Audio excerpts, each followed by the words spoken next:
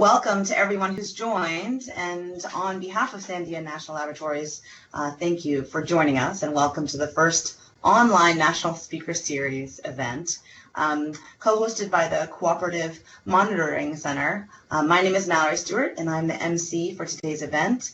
To introduce our speaker and talk about today's event, please welcome Sandia National Laboratories Director of Global Security and Cooperation, Dave Sanderson.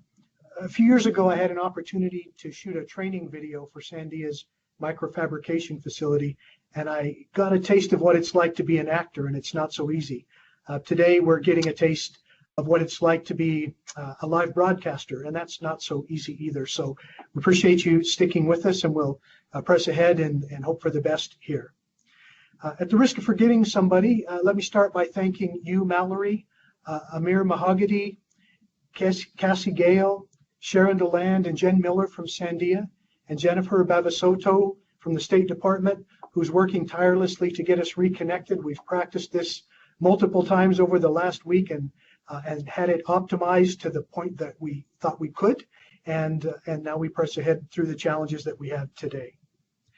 The National Security Speakers Series is one of Sandia's premier education events.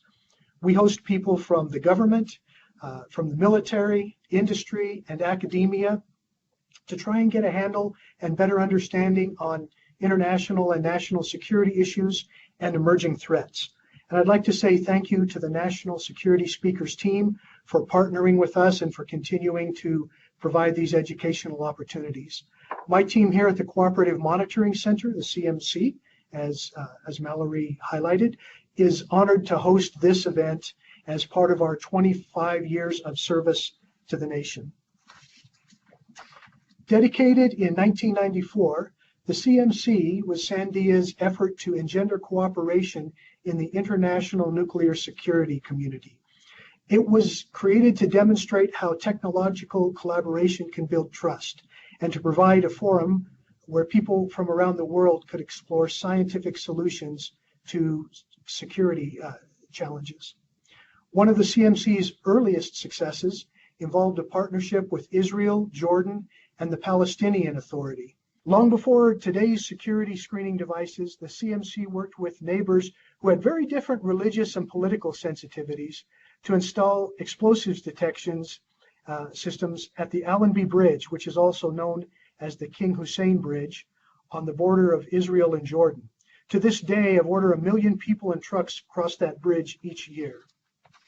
The CMC was also instrumental in helping to establish trust between engineers and scientists in the US and the former Soviet Union, as these two groups worked together toward reducing nuclear danger as part of the Nunn-Lugar Cooperative Threat Reduction Program. This program went on to decrease threats in India and Pakistan as well. For more than 25 years, the CMC has hosted policy and decision makers from the US and around the world to promote peace and security through what we call science diplomacy. And our success is not unnoticed.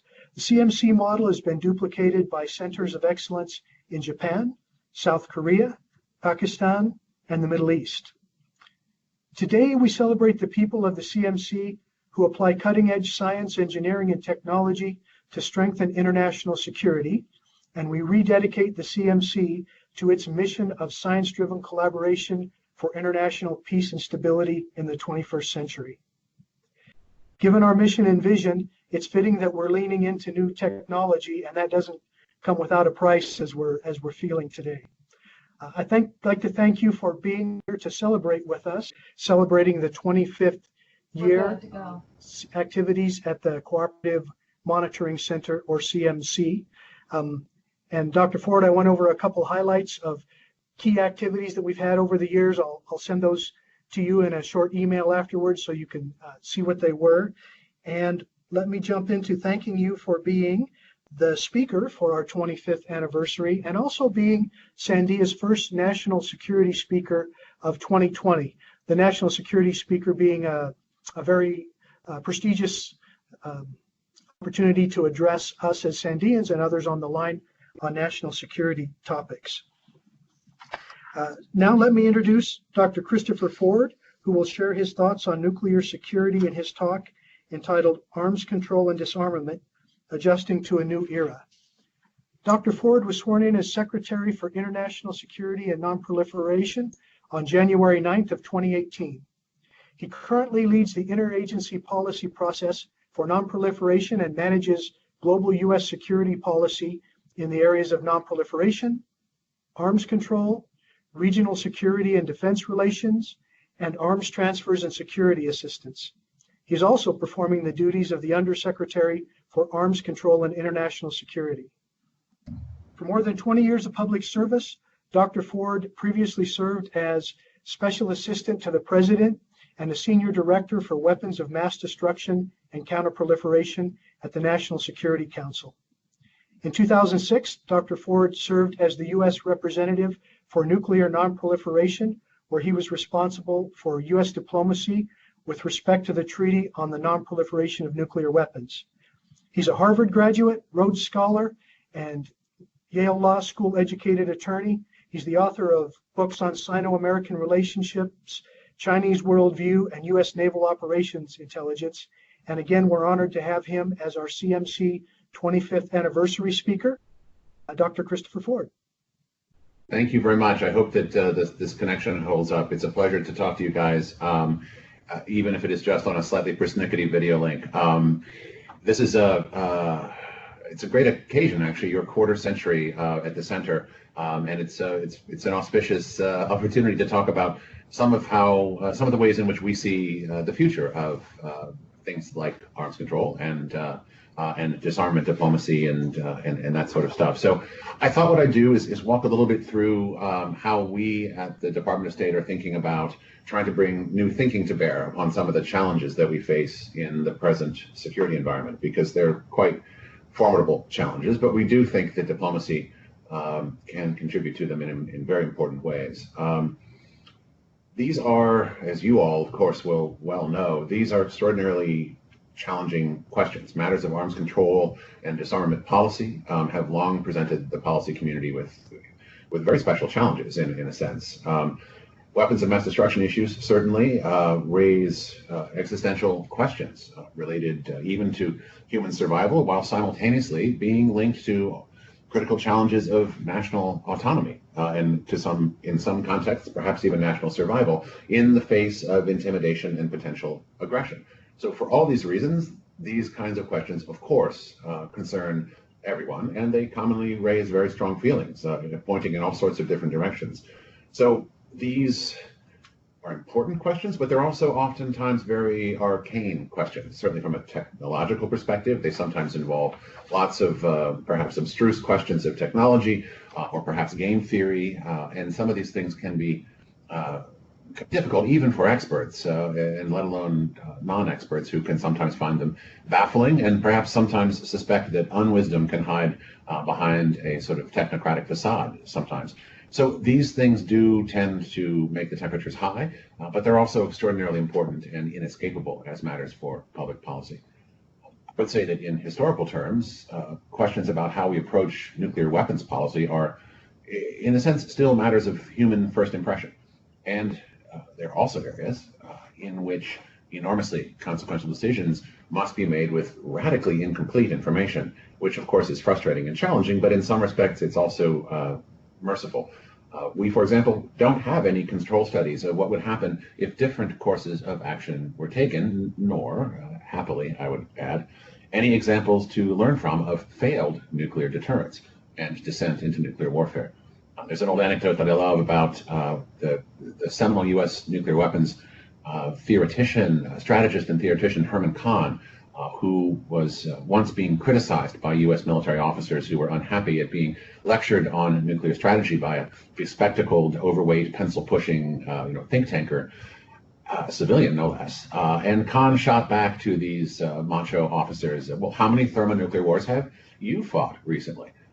And I think he had an important point, because in these areas, and it's a good thing, everyone is still, thankfully, just a theorist.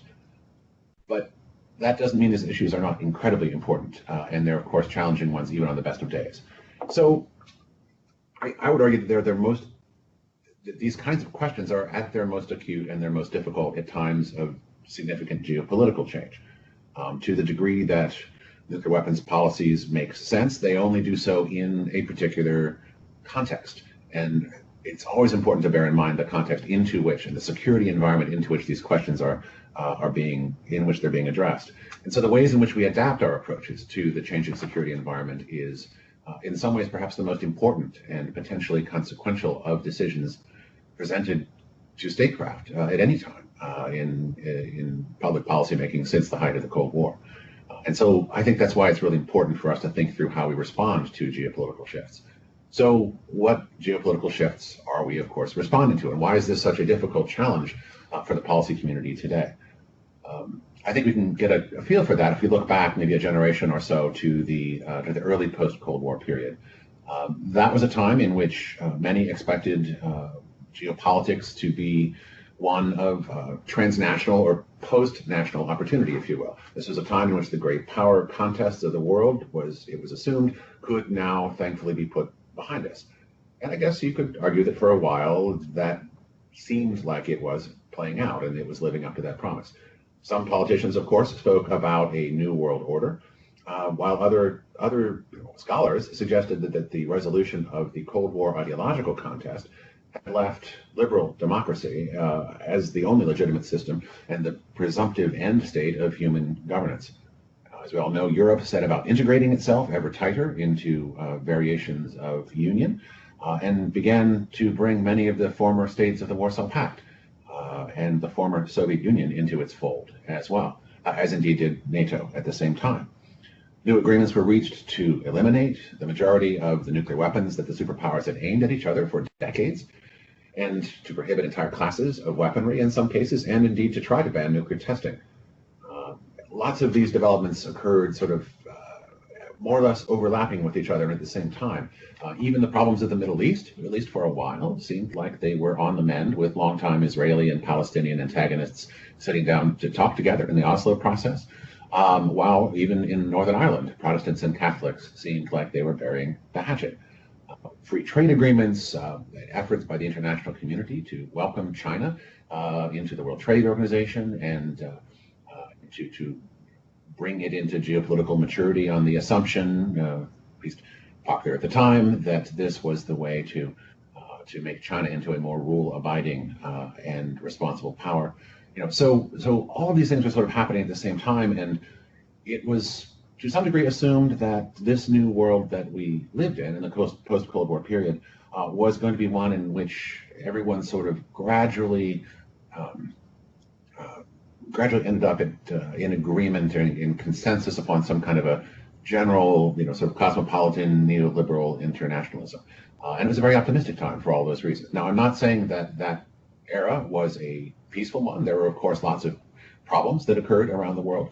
But I think it's actually quite significant that while that period was taken to be sort of an end of history in at least one sense, and that is, for the first time in many hundreds of years, it was perceived that the main challenges that the international community faced were not ones that related fundamentally to the major powers' geopolitical competition with each other. Instead, the main issues seemed to be ones that were either sort of supranational or perhaps transnational issues, or they were national questions only in the sense that they concerned what the relationship should be between particular states and the broader international environment that, as I said before, seemed to be kind of congealing into some sort of neoliberal community. So that was a very important time, and of course, anyone who reads newspapers these days will know that many of those dynamics don't look quite so rosy in that fashion anymore. Many of them, in fact, seem to have reversed, or at least to have had their basic teleology called into question in areas that range from domestic politics to economics and to security policy. So from the perspective of security policy, which I think is in some ways the most dramatic of these shifts, sort of the one with the most potential for some kind of descent into catastrophic war, the result of all of this has been of recent trends has been the largest powers return to the geopolitics of political military competition. Russia, in this context, was perhaps the first, the most openly to proclaim its intention of building itself back into a sort of great power rival and competitor to the United States in the ways that it once had been. Vladimir Putin made this quite clear as early as his so-called Millennium Message in 1999 that he published as he first came to the Kremlin. He declared that Russia's return to muscular greatness, restoring what he viewed as the proper order of things in the world after the collapse of the Soviet Union, which of course Putin had famously described as a global catastrophe. That all of this return to great power muscularity was a national duty that he said required an immense effort from all the nation's intellectual, physical, and moral forces. And as a result of this revisionist agenda, Russia has increasingly slid into self-aggrandizement by means of all manner of extravagant provocations. Now, you guys know the list of Russia's mischief these days in the last few years, so I don't, probably no point in going through all of that litany, but it's a dramatic and disturbing account. But Russia, of course, was not alone in turning to geopolitical revisionism. For their own parts, the leaders of the PRC had long signaled their own geopolitical revisionist intentions. But for the most part, during the era after the death of Mao Zedong, they lacked the capacity to act openly upon those intentions, and they generally espoused only reassuring rhetoric about win-win solutions and the supposedly non-threatening nature of China's rise. This messaging followed all the lines suggested generally by Deng Xiaoping's famous 24-character strategy of encouraging China to bide its time and hide its capabilities, as the saying went, while quietly building up its strength. But under Hu Jintao first, and now Xi Jinping most dramatically, the Chinese Communist Party clearly feels that it no longer needs to follow Deng Xiaoping's strategy of hiding and biding. Chinese officials now speak openly of national rejuvenation objectives that include the strong military dream that Xi speaks about, of ensuring that Beijing's armed forces acquire world-class capabilities that are superior to those of anyone else on the planet by 2049. As we all know, the PRC is engaged in a gigantic full-spectrum military buildup that includes the development of power projection capabilities with global reach, and will also involve at least doubling the size of Beijing's nuclear arsenal during the next decade. It's also adopted an aggressive system of technology acquisition abroad and its diversion of that technology, that is, to military purposes in support of the People's Liberation Army and the security services. The CCP, the Chinese Communist Party's ambition, I think, is also not limited simply to making the PRC into what 19th century Japanese imperialists called a rich country with a strong military. Xi Jinping explained in his speech to the 19th Party Congress that in this new era, China was transitioning from a rich country to what he called a powerful country. What this means to him, as he outlined, is that in this new era, China will make a bid for global leadership. Indeed, beginning well before Xi Jinping came to power, CCP officials began speaking increasingly of a China model, as they called it, of governance that the rest of the world should follow. This global vision of what the party describes as a harmonious world is explicitly modeled on the so-called harmonious society that the party claims that it has created in China, has been trying to build in China since 2003 or so. Now, if you're familiar with contemporary events in China, you'll know that suppressed dissidents in China sometimes wryly refer to themselves as having been harmonized. And I think that phrase alone probably tells you pretty much all that you need to know about whether the PRC's vision of a so-called harmonious world is one that other countries should do anything but dread. Today, Xi Jinping describes geopolitics in notably ideologized terms, inviting international partners to join what he calls a community of common destiny, and depicting the international system as a rivalry between Western democratic capitalism and a new model of development that he says the PRC offers to the world, which of course means the party-run police state of interventionist and state-controlled capitalism. Now, through the Communist Party's lens, at least, it would appear that an ideological competition for the future of the world is already in full bloom.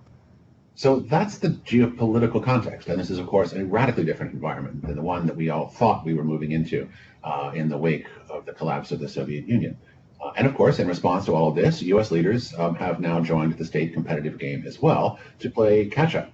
They keenly perceive the degree to which Russia and the PRC and their ambitions have brought about new efforts to undermine the United States' own post-Cold War position in the geopolitical arena, and they have become alarmed by the threats that those two countries present to democratic values worldwide. Today, as we strive to meet those challenges in the U.S. government, the National Defense Strategy and the National Security Strategy both highlight that interstate competition is a challenge that requires renewed focus, with the National Security Strategy specifically singling out the revisionist powers of China and Russia as our strategic competitors. So this is, in some sense, in structural terms, a unique historical circumstance with these kinds of powers arraying themselves against each other and armed with nuclear weapons. It is clearly a return to a mode of competitive engagement with the rest of the world that we have not seen for a while, certainly not in this form. And the challenge that presents for us as diplomats and as those trying to find better security arrangements in this world is that these shifts in the geopolitical arena have destabilized prior some of the received wisdoms that certain portions of the policy community seem to have internalized in the wake of the Cold War.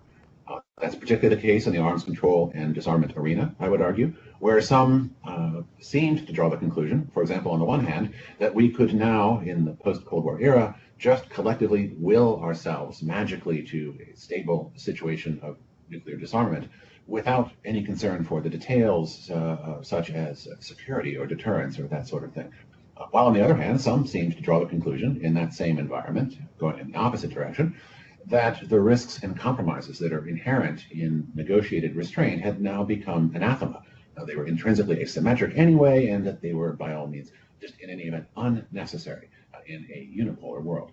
So those kinds of conclusions from the post-Cold War arena had powerful impact upon certain segments of the policy community in the arms control and disarmament arena. But I think these days they are maladaptive assumptions, and we need to be figuring out how to move and transcend them in order to bring constructive new thinking to the challenges that we actually face in this state competitive world.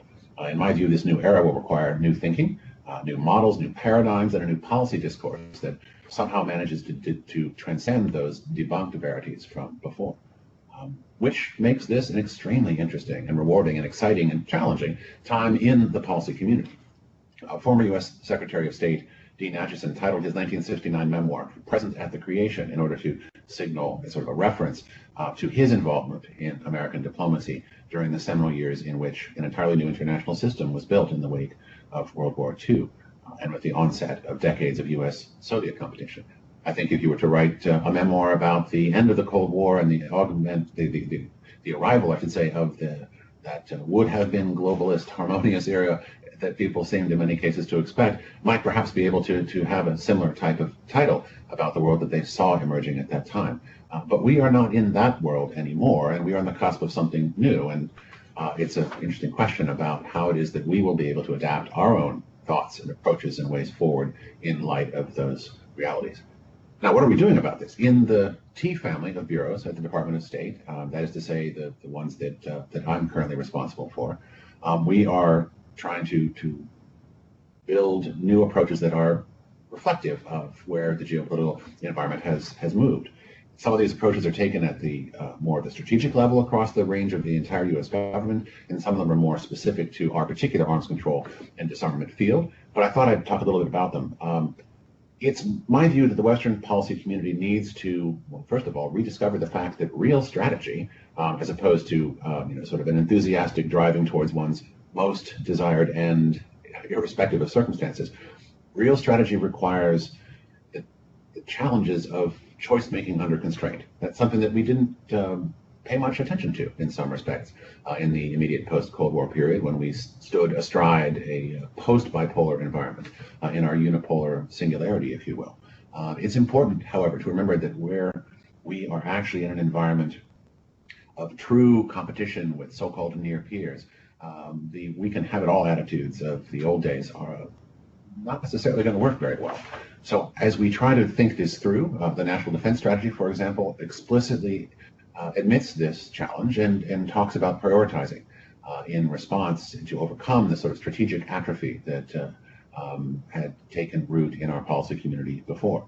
According to the National Security Strategy, for example, prioritization is important and state competition is the name of the game today. For that reason, it declares interstate strategic competition, not terrorism, is now the primary concern in U.S. national security.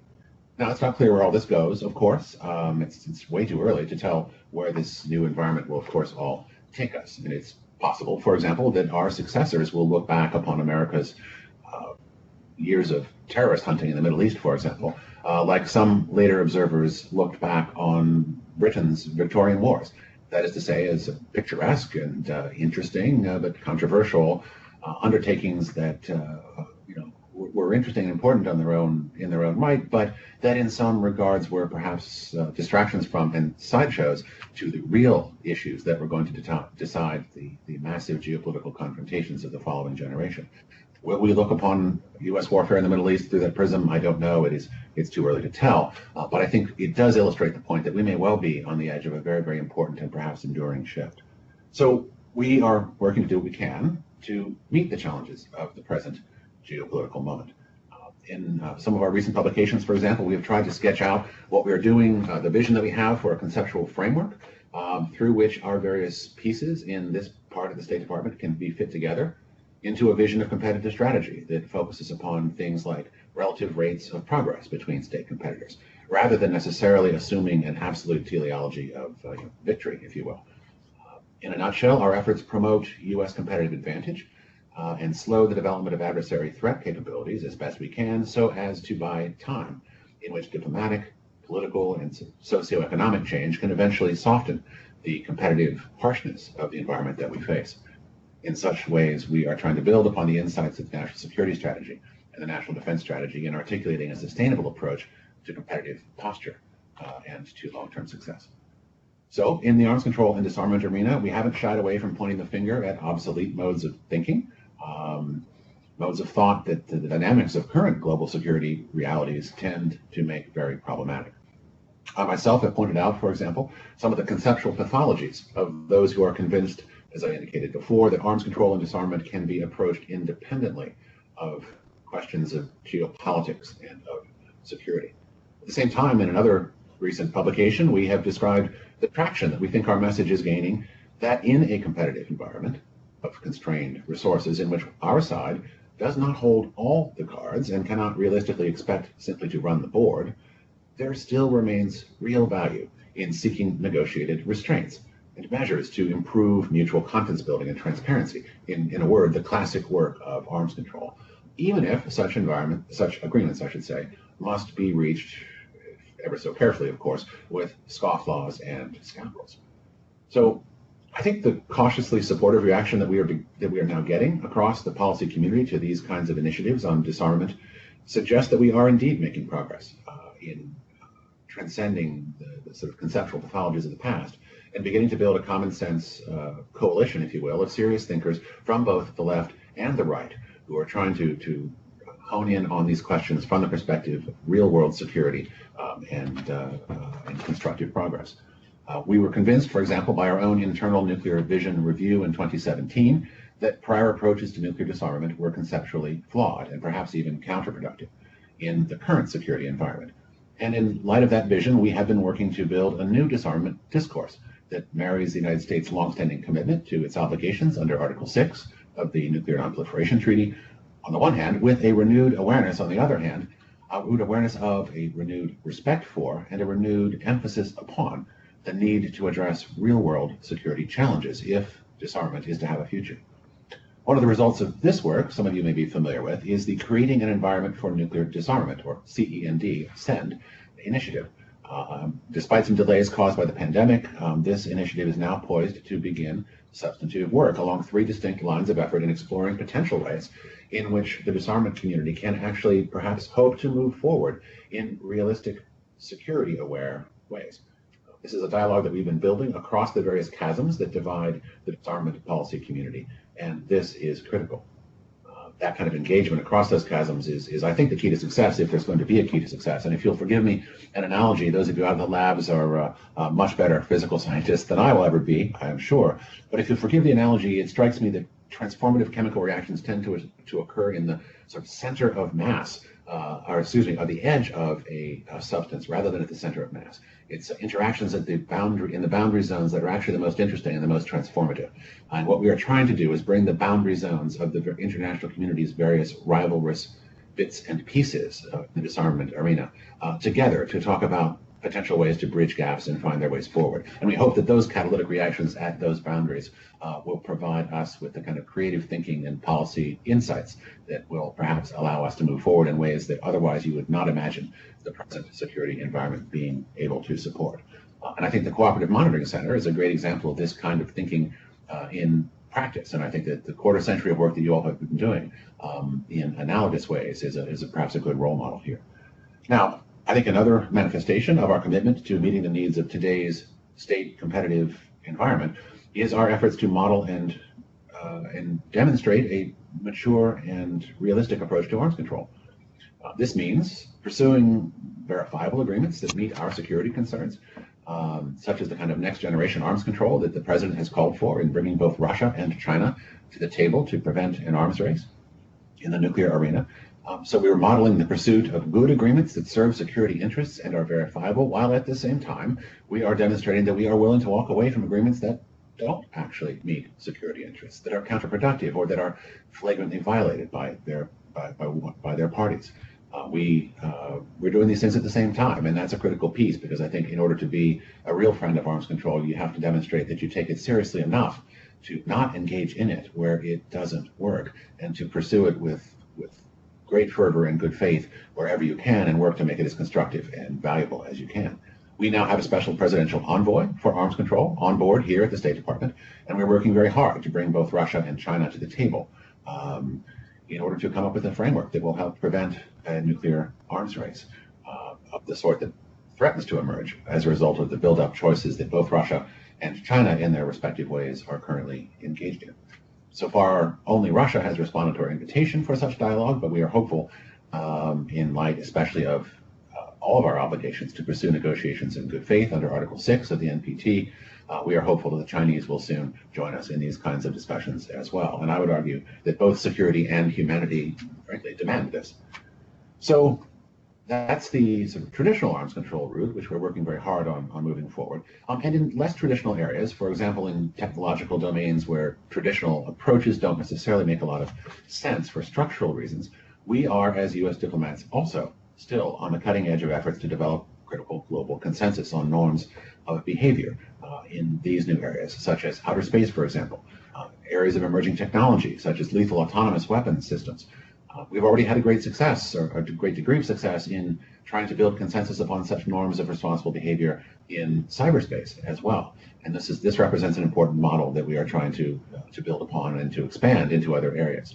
So we are trying to do the responsible thing and model how it is that great powers really should behave, and we're trying to bring our erstwhile state competitors along with us in this effort, although it is obviously very challenging in many ways.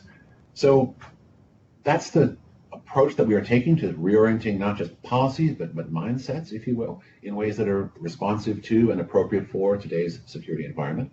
Changing mindsets and in this way can be challenging. It can be slow. Some do still cling to outmoded approaches that, even while the geopolitical facts on the ground are making those approaches much less relevant. But there are, I think, signs that some of the more intransigent, reflexive enthusiasms of yesteryear are losing momentum. There are lots of challenges that people are coming to realize with respect to the so-called nuclear weapons ban treaty, for example.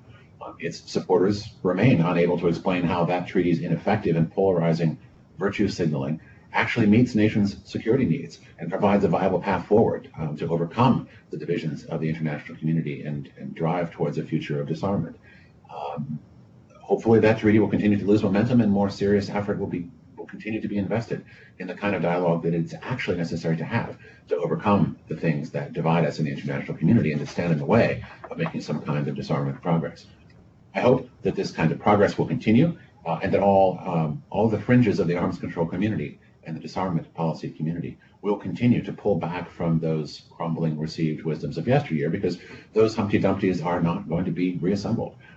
I hold out hope that we will be able to see, demonstrate that even in an era of polarized tribal identity politics, it is possible to work together to move forward through engagement with challenging issues and with difficult trade-offs that do relate to real-world security, making the world a more sustainably better and safer place by handling challenges of power, competition and of deterrence in order to find appropriate responses to the great power competitive challenges that the world has thrust upon us.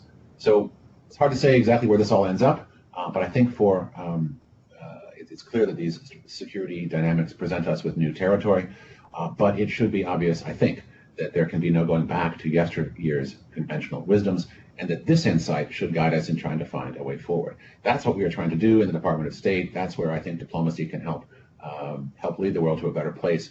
And that's where insights from those in places like the national labs and places like the Monitoring Center, who struggle with the ways to sort of concretize confidence building and transparency and work to reduce nuclear risks and these sorts of challenges. I think the kind of work that you all are doing and that many others do in the lab system and in some places elsewhere around the world can be powerful value-added and catalysts and force multipliers as we think about these things going forward. So I think I can say on behalf of all of us at the department, we look forward to continuing to work with you for at least another 25 years to make the world a better place and to use that kind of constructive thinking as we fit this into the kind of new paradigms of thought and policy that we are trying to bring to handle the challenges that this new world has thrust upon us.